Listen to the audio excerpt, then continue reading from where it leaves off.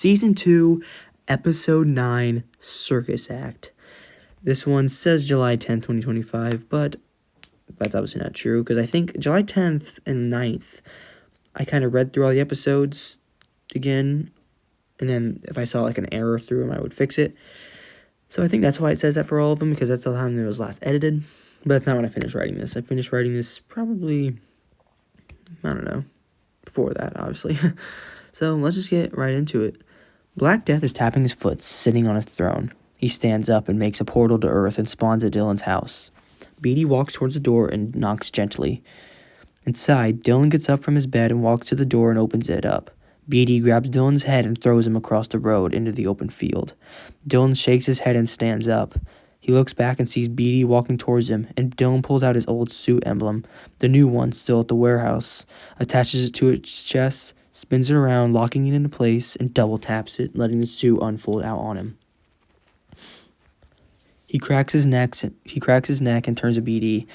"Why do you want to kill me so bad?" "Shut the hell up." BD grabs his scythe off his back and slams the top on the ground, sending a huge skull towards Dylan. Dylan jumps through the skull, breaking through it, and he makes a wave of water towards BD, but he redirects it back into Dylan, sending a big funnel of water down on Dylan, making him fall to the ground. Black Death. "Look, Dylan, everyone dies eventually, and now it's your turn." Dylan takes a deep breath in and exhales out. He takes another one and bursts into flames. "And now it's your turn." Dylan jumps in the air towards Beatty and shoots a fireball. Beatty slices it in half and brings his foot up and misses a kick. Dylan spins around to the left of him and slides back, creating a trail of fire. He runs up again and jumps to Beatty's head and kicks it twice and tries to get a third one in, but Beatty grabs Dylan's legs and throws him into his house onto the stairs. Unable to move, Dylan sees Beatty getting closer and closer to him. Beatty reaches Dylan on the stairs and pulls his mask off and lights it on fire and tosses it to the side. "It looks like it's the end of the road for you." Beatty throws his scythe over his head and slams it down into Dylan's head, but he gets stopped by Dylan's powers. "There's no need to resist. I don't care." Dylan's anger channelment kicks in, giving his powers an extra boost. He makes Beatty's scythe going back, and Dylan kicks Beatty in the knee, making him fall down. Then Dylan punches Beatty in the face, sending him to the ground. Dylan stands up and holds the side of his stomach, trembling down the stairs. Then a loud burst of flames, making Dylan look over to the mask on the fire. The flame has spread from the mask onto the floor. Dylan looks back to Beatty, but he's gone now. Dylan stumbled out of his house and walks to his car, gets in, and starts driving. It cuts to Dylan parking out the warehouse and slamming his car door and storming into the warehouse, pulling up the garage door. He walks to the back and walks to the box, which was finishing up his suit's final touches. He flings the lid up and picks up what's in the box. He opens his grasp, revealing a necklace with a pink rhombus gem at the bottom. He brings up his other hand and unlatches the hinge and puts it around his neck, latching the hinge back. He lets go, drooping the necklace around his neck. He grabs the gem and shakes it, making it glow bright and form his new suit around his body. Pink, white, and new gold streaks on his sides. His eyes also have a white glow emitting from the suit. Dylan starts to walk out the warehouse, but the control console beeps. Dylan looks over and walks to it. He taps a button on the control deck. "Evil clown?" Dylan pulls away and walks out the warehouse, flying to Alice's house. He lands at Alice's window and knocks on it. "Alice!" Alice slowly walks up and notices it's Dylan. He walks to the window and unlocks it and opens it. "What do you want? It's 2 a.m. Dylan reaches in his pocket and throws Alice's suit emblem. Alice catches it and looks at it. "What is it this time?" Alice phases through the wall and closes the window from the outside. "Killer clown." "Seriously?" "Yeah, sounds weird, I know." It cuts to a circle of 5 people in a parking lot with the clown standing in the middle. "If any of you move, I will shoot." The clown shoots 3 bullets in the air, making the people flinch on the ground. Dylan appears and floats down, landing on the ground, and Alice speeds right next to him. "Finally, the main attraction has arrived." "What is this, a game to you, huh?" "Maybe it is, maybe it's not." The clown walks towards Dylan, and Dylan tries to kick him, but his foot goes right through him. Dylan, confused, tried punching him, but the same happens. Then, a second clown, identical to the first one, walks out of a dark alley. "You thought I'd let you get that easy of a punch on me? What the hell is this?" Illusion is something that is or is likely to be wrongly perceived.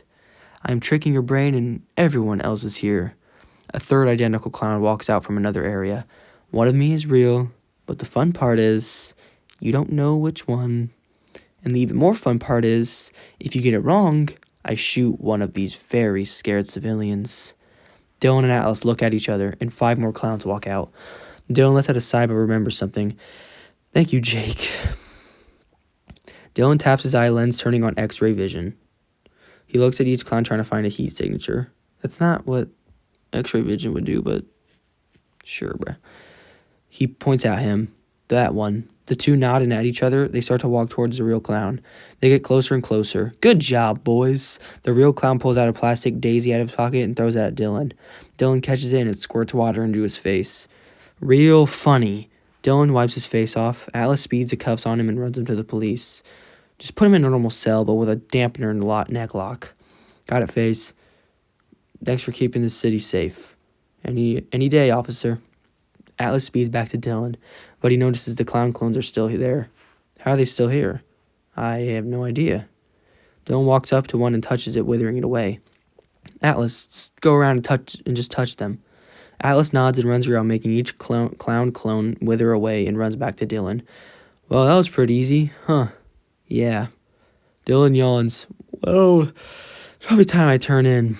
Same, but why were you up so late tonight? Oh, just woke up from some sound, Fire trucks drive past the plaza. Wonder where they're going. I don't know.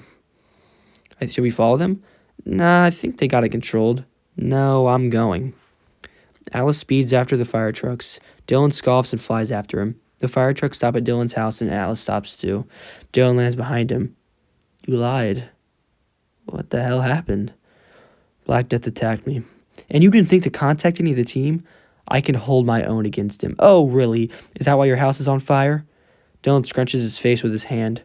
Dylan, I don't know what's going on with you, but you gotta figure it out, man. You're a damn superhero, dude. Look, Black Death has been stressing me out. He's been way worse than Zach, alright? Alice is about to speak, but one of the firefighters walk up to them. Hey, we couldn't find anyone inside. Did y'all see anyone around here? Nah, it's my house. Really? Why didn't you stop the fire? Have you seen that Grim Reaper-looking guy? Oh, yeah, we've been cleaning up a lot of that guy's messes. He somehow knew my secret identity and invaded my home. Do you have somewhere else to live? Nah, I don't. You're over 18, right? No, I've only just turned 16. 16? You know CPS is going to come after you, right? Yeah, I know, but I'll figure it out when it comes around. Okay, we'll see you later, Underdog. The firefighter walks away from the two. Dylan, I can talk to my dad and you can move in with us. So your dad will basically adopt me? I guess so. Thank you, man. Dylan hugs Atlas. No matter how distant you get, I'll always look out for you, dude. Appreciate it, but I'm going to go to the warehouse. All right, see you, Dylan. Dylan floats up and flies towards the warehouse. He lands in and walks in. Jake is sitting on the chair by the control center. Oh, Jake, what are you doing here? Just, reading. What was going on? Oh, like the clown stuff? Yeah, what other stuff would I be talking about? Someone's in a mood. Yeah, wild. There's 4 fake clowns. What do you mean 4? I mean, there's 1 real clown and 4 fake clowns. This article says 5 clown clones. Let me see. Dylan walks next to Jake and looks at the screen. That's not right. They have picture proof. Jake scrolls down and the picture shows 6 clowns at the plaza. One of them ran away. But that's not possible. The clown had metacuffs on. Maybe you just don't fully understand his powers. Well, I can't take this right now. I'm tired and my whole body is sore. Before you go to sleep, you like the suit? Hell yeah, I like the suit. Nice job on the lenses, by the way. Thanks. Good night. Yeah, good night. Dylan walks and snaps off his necklace and walks up to the warehouse stairs, laying down in one of the team beds. He closes his eyes and it cuts to morning. Outside the warehouse, a bird is flying above it. It zooms in on Jake sleeping on the control center chair and Dylan still laying in the bed. Dylan opens his eyes and slides out of bed. He fixes his hair and walks back down the steps and spins Jake's chair, making him wake up also. You know I hate when you do that. Yeah, I really don't care. Anyways, you should check the news, see if that clown clone did anything in the night. Jake clicked around on the screen until he found this. Oh my. What is it? It says the clown clone broke it. That's clown clone is such. That's why did I make it like that? broke in a family of 4 houses and killed the father. Of a family of 4's house and killed the father. What the hell? Is there anything saying where he is now? Like, even his general location? No, I don't see anything saying anything about his location. How about I go to the prison and see if the clown will hand over any information? Yeah, it's possible. Dylan floats a necklace to him and puts back on the underdog suit, flying away to the prison. He taps into the comms. Hello, Jake, can you hear me? Yeah, I copy you. Alright, I'm still looking around, and that's about the only thing the clone did. This is just so strange. How could the clone kill somebody if he's an illusion? Maybe he didn't kill that guy and he just tricked the guy into killing himself? It's gotta be the answer. I can't think of anything else. Dylan reaches the prison and lands in. He walks in and heads to the clown's cell. Well. I was waiting for you, actually. I'm gonna need you to explain something to me, clown. And what exactly is that? How'd you get your powers? And how do they work? Well, alright. I got my powers from that subsonic guy. How did he give you powers? Remember when he built that fake volcano? He put some of that meteor energy into it, but I contained it. Most of it. Some of it escaped, creating supers like me and some others. Alright, whatever. Now answer the other question. How do my powers work? They run off of 2 things. The meteor energy and some mystic energy that these dampers around here do not silence. So I can't make new clones, but my old clones don't disappear. Oh, that's just great. Well, you better go and stop the last clone before he kills more. The clown creepily waves. Dylan huffs and runs out the prison. He taps back into the comms. Alright. He gave me info, but not that useful. Call the others and tell them to meet at the top of the Phoenix Labs. Why Phoenix Labs? Just tell them. It cuts to Dylan standing on the roof of Phoenix Labs. Atlas zooms up and Zara walks out a portal. Hey guys, what did you want? The roof is the 10th floor, and on the 7th floor is the way we stop Clown. Why did you need the whole team for this? Just in case. Smart thinking. Dylan bends down, powers his fist, and punches a hole through the roof. The 3 jump down and see the sign saying floor 9. 2 more to go. Dylan bends down again. Wait! There's an elevator. Dylan scoffs and the 3 get in the elevator.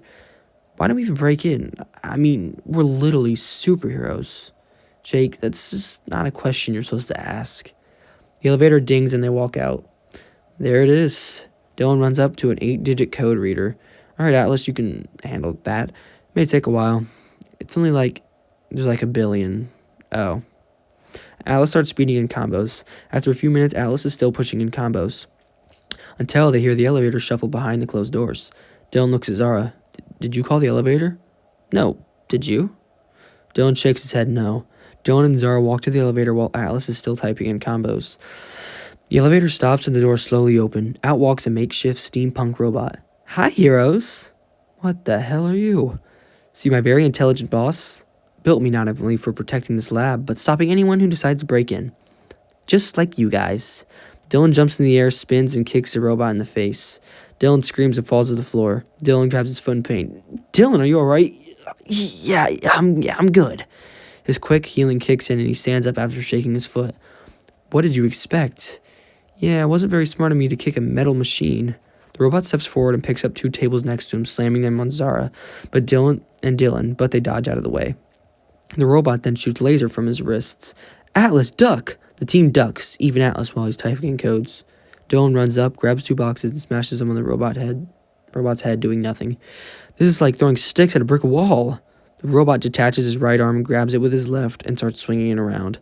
Dylan and Zara dodge her arm until Zara gets hit in the face, sending her back into a testing table. Dylan runs over to Zara. Hey, you okay? Yes, I'm fine. Just fight the damn robot. Dylan turns around and goes back to fighting the robot. Dylan punches the robot's chest rapidly, stunning the robot temporarily. Dylan then smashes the robot's core over and over and over. The robot can't fight back, and Dylan punches a hole straight through the robot's head. Straight through the robot's head, his arm sticking out the other side. He pulls his arm out, a loud ding goes off. Finally. You get the code? Yep. 1399... Wait, oh my gosh, this is 13998541. Oh, jeez. Atlas spins a wheel on the door and unlocks, and the door clicks, unlocking. He pulls the door open, revealing a lot of small file cabinets. Look for the Mystic Trapper. Atlas speeds around, opening all the drawers. He stops at one and pulls out a sphere containing looking device.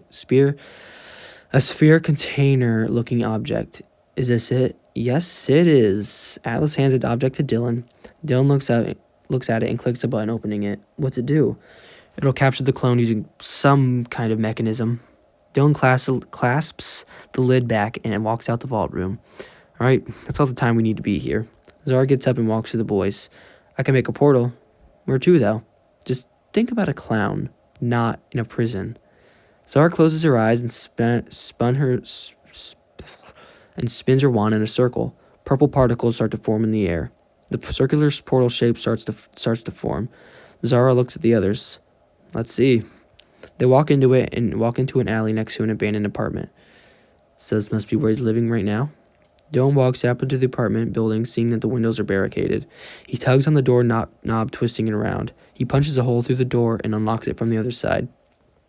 He throws open the door, and the three walk inside, and the inside is a dump with trash and piles of clothes laying around everywhere.